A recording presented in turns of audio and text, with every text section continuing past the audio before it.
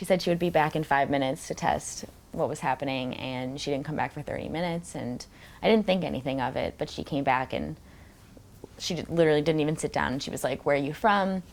And I said, "Chicago," and she said, "All right, do your parents live in Chicago?" And I said, "Yes," and she said, like, "Can your parents get to DC today?" And I was like, "No, my parents have their own businesses, like, why would they need to come here?" And she said, "You have diabetes." I was diagnosed on January 27th, 2012, last spring, and I had just gone back from a yoga retreat. Like, I was feeling great. I was like, I just did yoga 3 days a week, 3 times a day with my mom. So I came back to school and I was like, new semester, like freshman year, feeling so great. And then all of a sudden I just started feeling like exhausted, and I thought maybe it was just because transitioning to school again after a month off, just a busy weekend. I don't know. It started on a Monday, and I just started feeling like really tired and really irritable, and just like I didn't really want to be around people and talk to people, which is not like me at all. I think when I first found out it, I was just so in shock that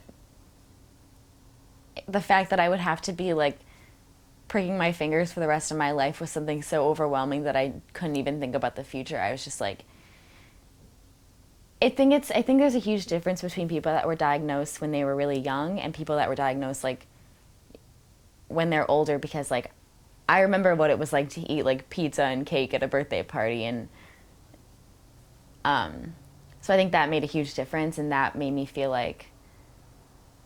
kind of feel more distraught about it. And I guess I was kind of hopeless in the beginning, and I just kind of felt like I didn't know what I was going to do. Like if one thing had to be wrong, like it's like, what am I going to eat for the rest of my life? I heard about JDRF at the hospital because they kind of just like, they throw all the insulin and all the pens and all the pumps, and I had a binder like this big of like everything that you could possibly ever eat and how many carbs are in it. The woman who does like all the peer group outreach called me, and she lives right here, like right near school. So I was like, okay, like she wants to meet me at Starbucks. She said she would buy me coffee, I'll go. And she told me about the bike ride and how it changed her life and all the walks, and just how being involved makes it seem like it makes having diabetes be a good thing, and it makes it turn into something positive. And I think I never would have found that. I never would have found like inspiration or support from it if I just kind of sat there and was like, I have this disease, like, woe is me. Like, I'm able to laugh about it a little bit now, which is something I never thought I would be able to do. And like, when people make diabetes jokes, I don't like run to the corner anymore, which I used to do.